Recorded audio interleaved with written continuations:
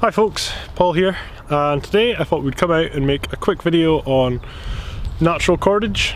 Now, natural cordage when it comes to bushcraft is one of the most important skills we can learn. It's multi-purpose, it gets used in all sorts of different situations, whether it be stitching materials together to make baskets or lashing together sticks to make a shelter.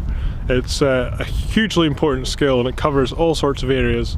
And today we're going to look at what I consider to be the best natural cordage, and that for me is pine roots. You can see I've got a couple of pine trees behind me here.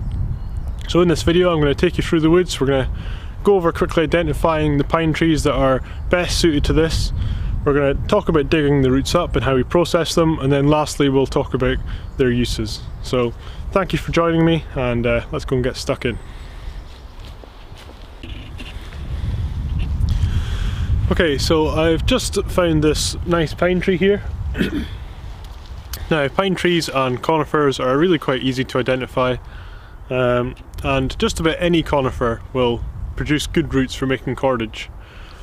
I particularly like pine. I'm in Scotland, and the pine tree I have next to me is the Caledonian pine tree, and very frequently found throughout the whole of the UK. But it's quite common in other parts of the world as well. But pine trees in general are very easy to recognise. Caledonian pine trees, or Scots pine, tends to have this really scaly bark. It's a sort of light brown colour, very heavily scaled, and that continues all the way up the tree. As you get up to the top, the scales begin to get finer. But the more mature trees have these really big chunky bits of bark. But for me, the easiest way to identify a pine tree is to find the needles. And the needles here tend to be in pairs. So if you find some needles that have been dropped by the tree recently and you pick a couple of them off, you'll see that they tend to come in pairs. I'll see if I can pick one off here. So if I bring this closer to the camera, you can see there they come in pairs. Very easy, simple way to identify pine trees.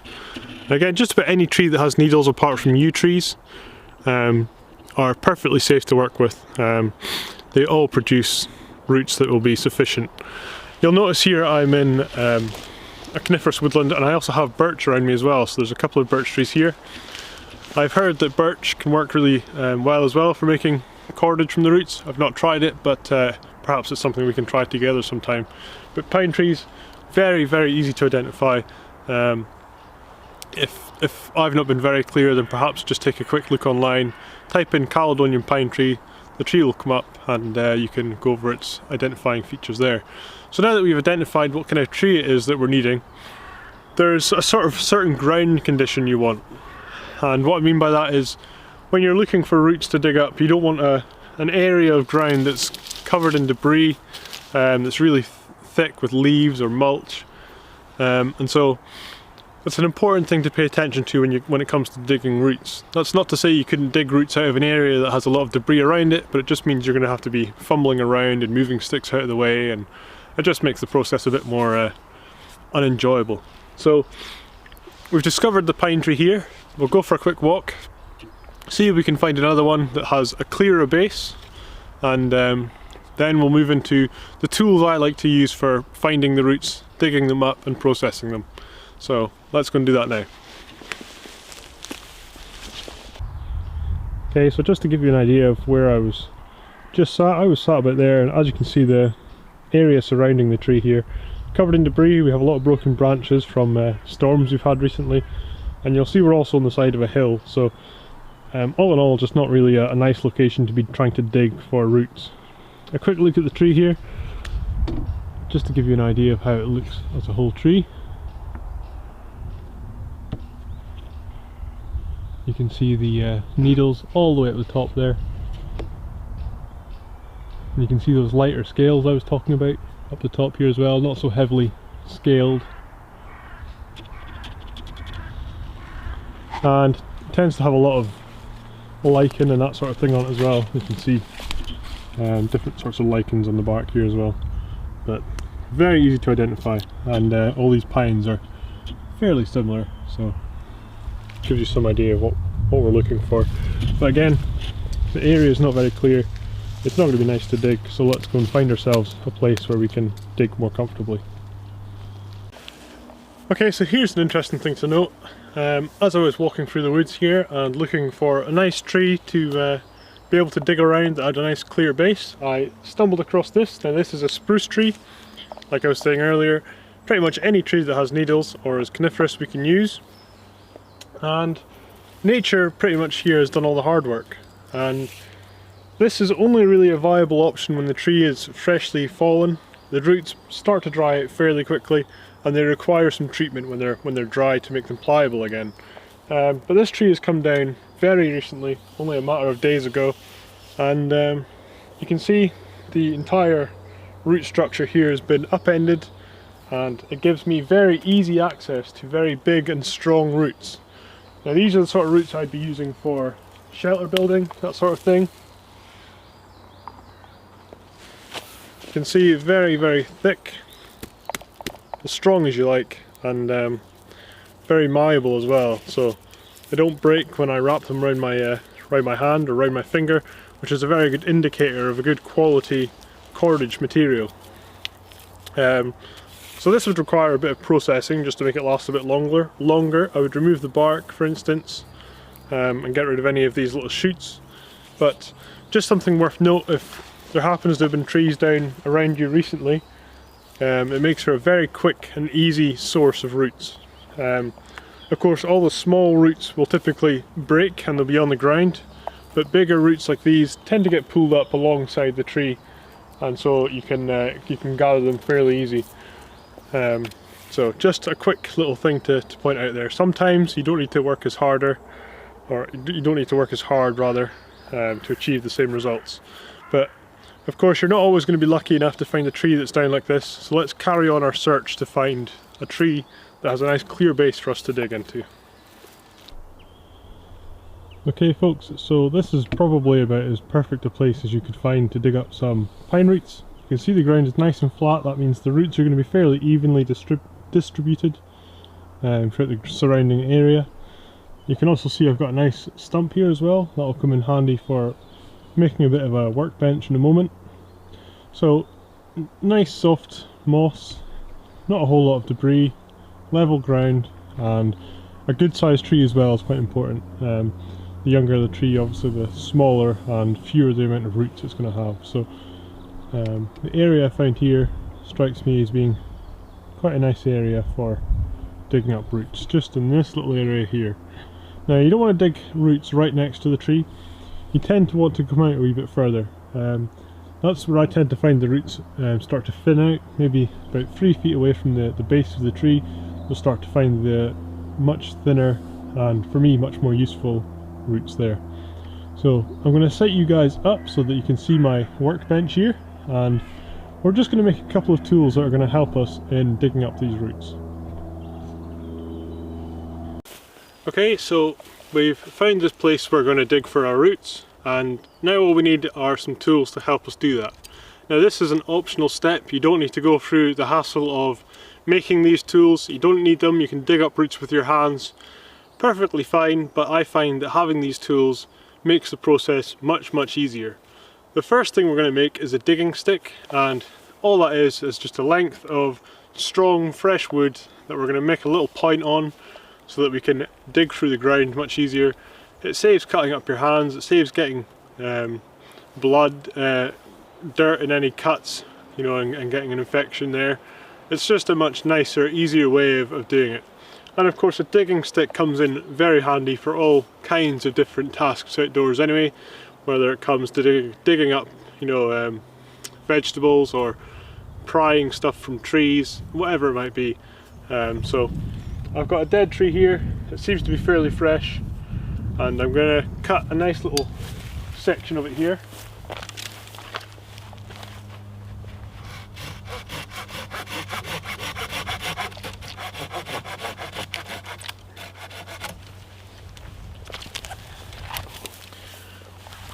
When you're cutting a digging stick like this and it's still attached to the tree, you want to take off the end that has all these branches and stuff first, because if you cut the bottom end first, then you then have to kind of contend with trying to wrestle all these branches around, and it just makes things a little bit more difficult. So we'll yeet that off over there, as the kids might say, and then I'll just cut just a bit there.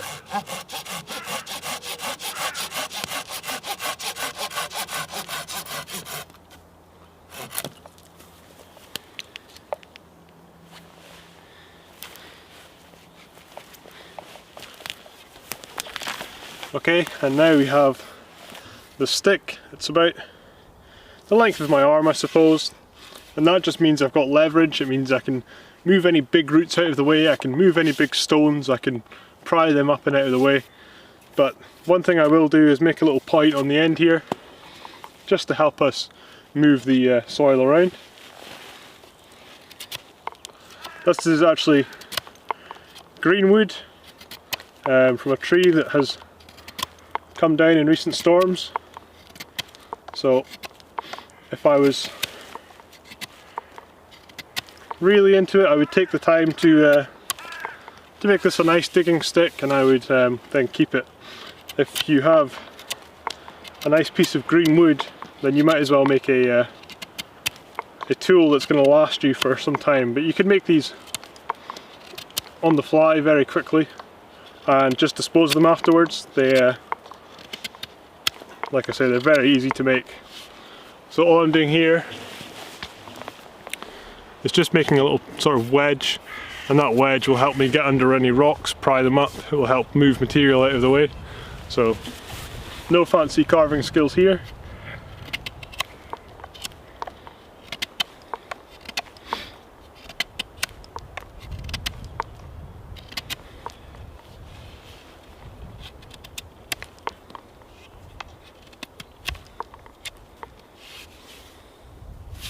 That's it, that's all it needs to be, nothing more fancy than that.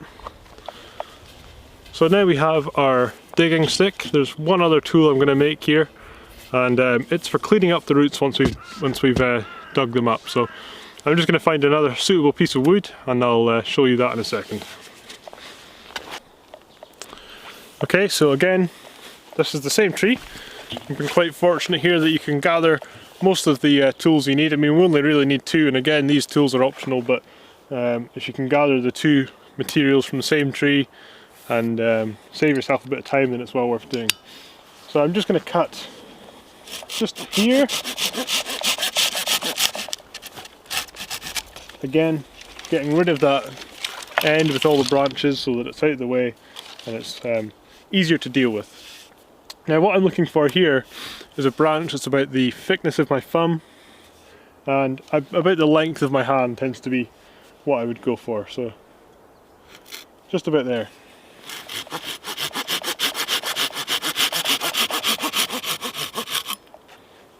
Okay, nothing to it. So I'll take these over to that stump I showed you just a second ago, and I'll process into a tool that we can use for cleaning the roots once we've dug them up. Okay, so I've got my two bits of wood here that we've selected. I don't need to do anything more to this, but it'll help me in just a second when I process this other smaller bit of wood. Now, what I'm looking to achieve here is I want to split this wood down to about here, so sort of the length of your finger, if you like. So the piece of wood wants to be the size of your hand, then you want to split it down to about the length of your finger. Now to do this I'm going to use my knife, and again, a use of the digging stick here, I can use it to help me split this bit of wood. So I'm just going to take my digging stick and just gently tap on it. Watch where the split is running to, you can see it there. I don't want it to go too far, otherwise it will split the wood entirely, which is not what we want. Now you'll see here, what I've done is open up the bit of wood in such a way that it's a certain gauge. So I know, for instance, that I can get a piece of root that size through this piece of wood. Now we'll see why that's important in a minute, but it's something to bear in mind. The opening here dictates the size of the root that you're going to be able to clean. Now of course, the further down the stick you go, the longer the stick would need to be, but the bigger the roots you would be able to clean. Again, this is all optional, and this is just my way of doing it. And you can have these tools lying around camp and it just makes for a much nicer process. So I'm happy with that there. I'll jiggle that out. And now we are finally ready to dig up some roots.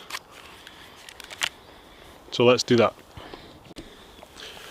Okay, so I've picked my area of ground. It's nice and flat, it's clear.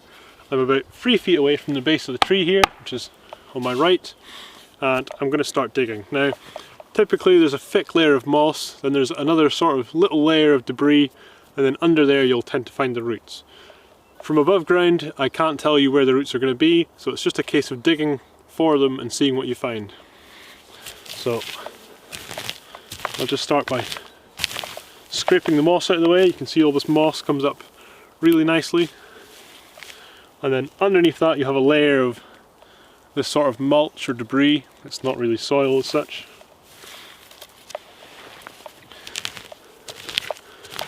Now the digging stick is really good because when you do catch onto a root, it lets you know there's a definite bump.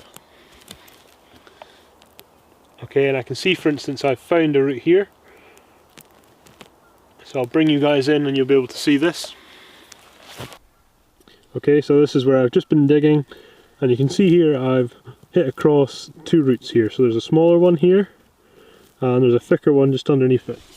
Now the giveaway for these roots are the colour. So pine roots have this really nice orange bark about them. Hopefully you'll be able to see that there. I'm freehanding the camera here, so bear with me. But they tend to have this really nice orange colour once you get through all the dirt, that is. Okay, so you can see that there. Very obvious when you come across them, and you tend to find that they branch all the way off and they split and they run into different roots, and picking one that is the correct size for what it is you're doing is a good way of guiding your decision on which one to follow, but also the length dictates your ability to use it for certain things as well. So if I was stitching, for instance, I might want this thin one here, because by the time I've removed all this bark from the outer, it's going to be very thin. Whereas this root here, for instance, might be better for me for binding sticks together to make tripods and shelters and that sort of thing. So I'm going to continue to dig this root up, and we'll see how long it is. Again, when it comes to finding your roots, the length of them is usually a lottery as well, but I've had roots that have been about 6 feet long, and to twist a piece of cordage that long out of nettles or bramble or something like that would take you an incredibly long time. With this, it's very very quick and easy, and it's just pretty much ready to use out of the ground. So I'm going to put you guys back up on the tripod, and I'll dig this out and we'll see what we get.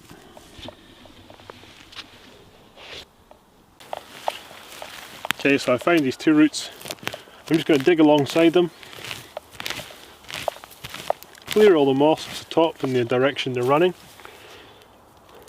and then I can follow them with my fingers. And you'll find the roots tend to split off and go in different directions, and so you've got to pick one and stick with it, basically. So I'll stick with this bigger one. For me, this bigger one would be the more useful one. So you'll find sometimes they break off. That's not a problem. It's usually where there's been a join in the root, or where the root is split into 2. So you can see here the root splits into 2 there, and so it will usually split off at that point. But if it does that, it just means you have to follow it in the opposite direction. So I'm now going to go this way and see where this takes me.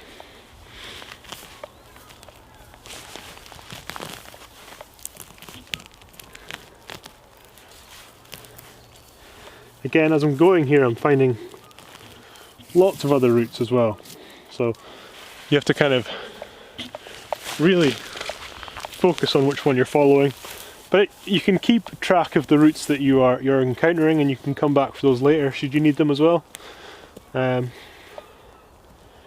it's best to just leave them in the ground. If you're not going to use them and don't have a need for them, just leave them in the ground until you do.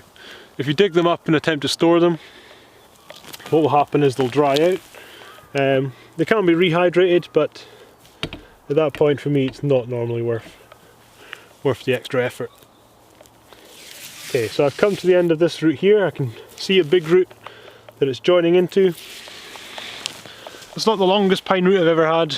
It kind of goes from here to about here. Not bad though.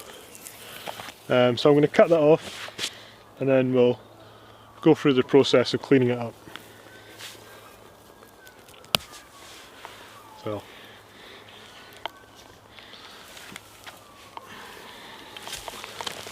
here's the root I've just dug up. Again, it's living, it's flexible, it wraps around my hand nice and easy. You can see the orange colour I was talking about. Hopefully the camera focuses. Very distinctive smell as well. They tend to have a very distinct smell. And as you break into them, they tend to be white underneath as well. We'll see that in just a second. So now that we've got a root here, let's take it over to our little stump and we'll see about cleaning it up. Okay, so we have a root here, and now there's a few ways we can clean this up. People that have nails can often just use their nails to peel this outer bark off.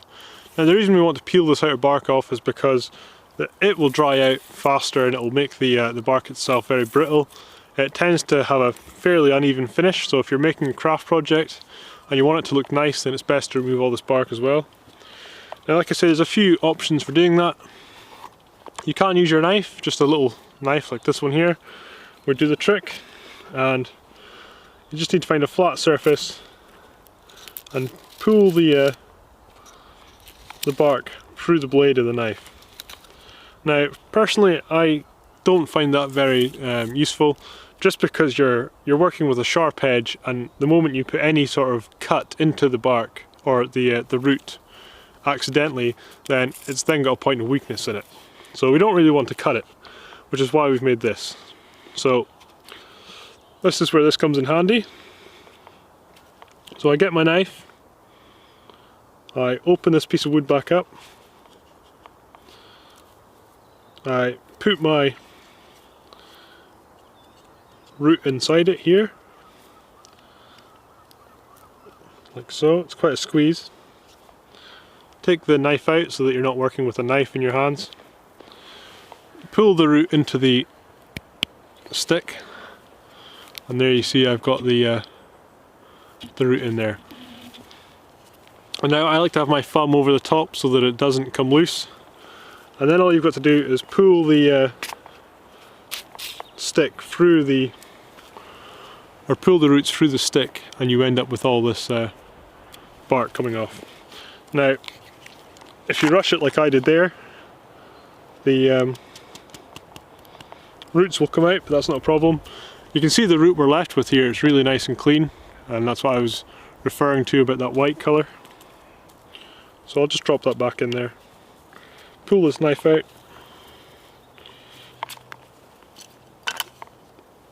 and then apologies if you guys can't see this, I'll just point these up a little bit, and then again just pulling the bark through.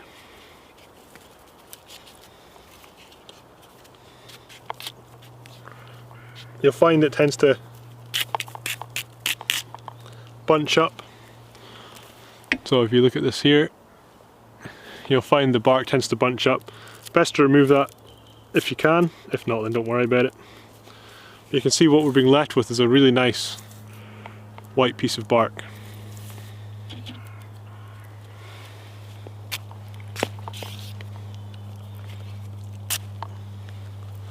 Okay.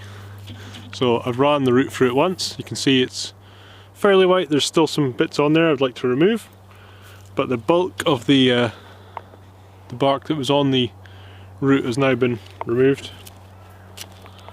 Just take that out and throw it away. It's not really useful for anything that I've encountered. And then rinse and repeat this as much as you need to.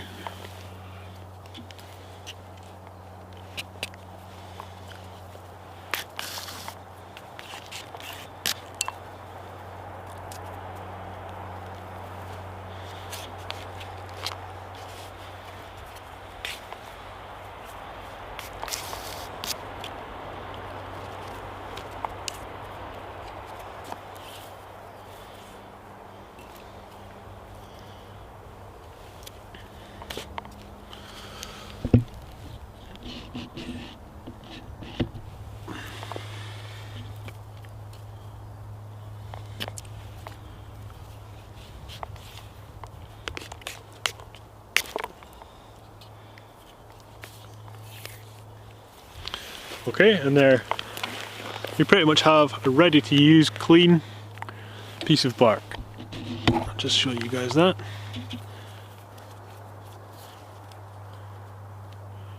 Nice, malleable, strong, very strong, and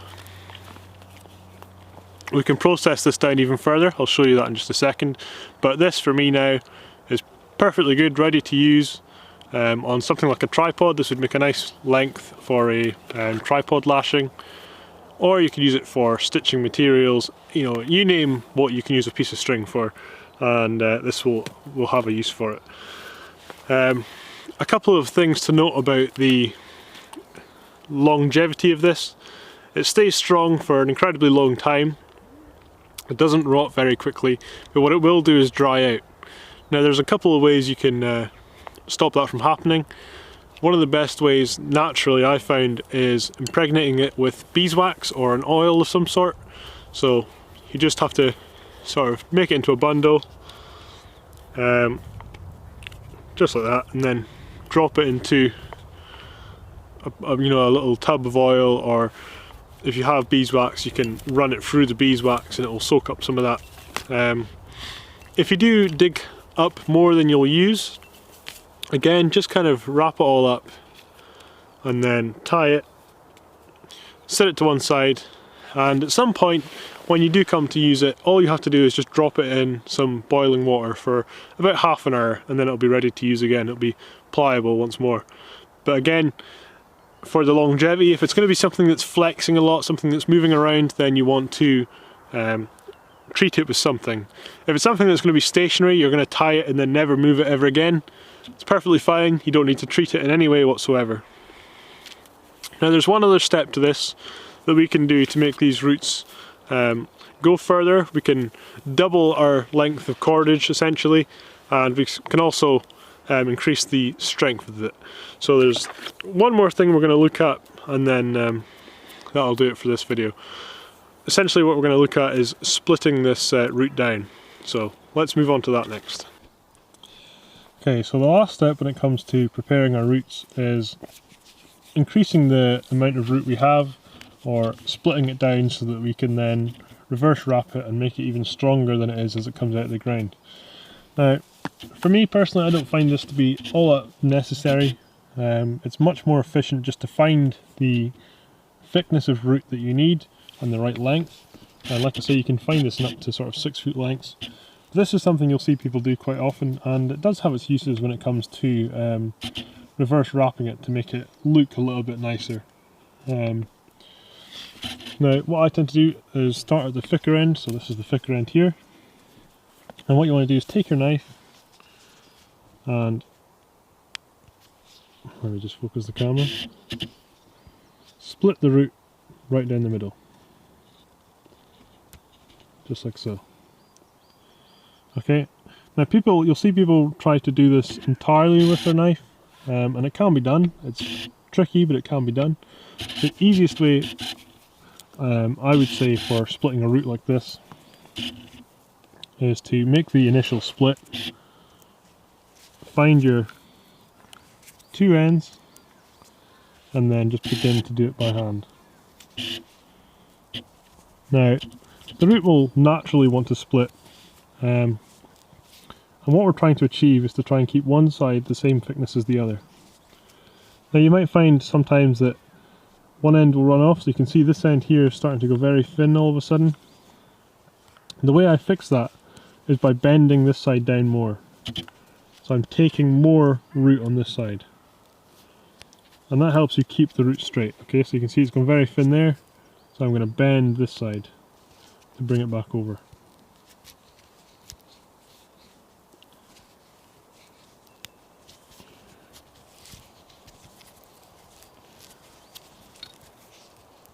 You might hit little knots like this. These can be fairly unpredictable, but just take your time. Unfortunately I'm doing this through the viewfinder on the camera, but it's fairly easy to do. Like I say, the roots will naturally want to split themselves quite evenly. You can see we're making good progress here.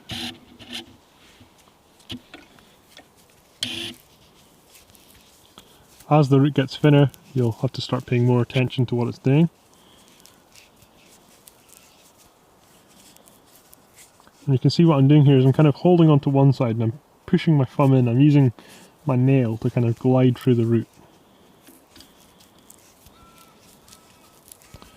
until I see it start to taper off one side or the other, at which point I will adjust using both hands. Okay, so you can see it's starting to get a little bit thin on this side here, so I'll bend this side to compensate for it. And then just keep going. And just like that, we have now double the amount of cordage we initially dug up. Two evenly, even thickness pieces of root that can then be tied together. You can reverse wrap them.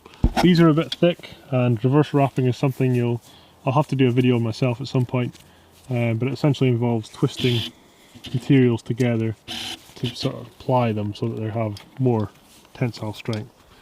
But for those of you that are aware of it, you know that is something that you can do with these roots to make proper strong cordage if you so wish. That's a technique I'll have to cover in another video. But you can see there, you know, the roots are capable of being twisted and plied together. So just like that, I now have lots of roots, very strong, and I'm ready to go on to do whatever the project might be that requires me to have them in the first place. When it comes to storing them, I just like to bundle them up like this.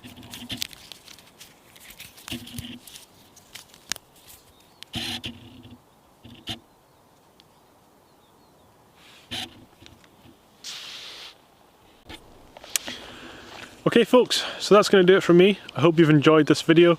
Apologies, it's been quite rushed. I'm under a bit of a time pressure, but I hope I've managed to cover the basics enough for you to be able to get out and try this yourself. Again, it's a material that's pretty much everywhere, and it's incredibly useful for bushcraft. And you can see here I've just been playing with it for a little while, and it doesn't take much to make very, very strong, usable cordage. I'm sure we'll be seeing it in some future videos, but please get out, have a play, try it out for yourselves, see what you can make from it, see how strong it is, and no doubt we'll be seeing it again in some future videos. Hopefully this will be the first video of a series where we'll cover natural cordage, and if you have any suggestions for cordage you would like to see being used, then just let me know in the comments. But that's going to do it for me. I hope you've enjoyed, and I'll see you all again soon. One final thing, just as you're digging up your roots and you've made your hole and you've found the roots you need and you're finished processing your roots, take the time just to clean up the area you've been working in. Pick up some debris, spread it around, cover the area up, just make it a bit less noticeable. It's difficult to leave no trace when you're digging holes like that through moss, but the moss will recover. The birds will use any loose moss that they can see for their nests this coming spring. So just be sensible about where you dig and make sure you take the time to clean up the area after yourself. So I'm just going to clean up this area and then I'll be heading home. Thank you again, and I'll catch up with you all soon.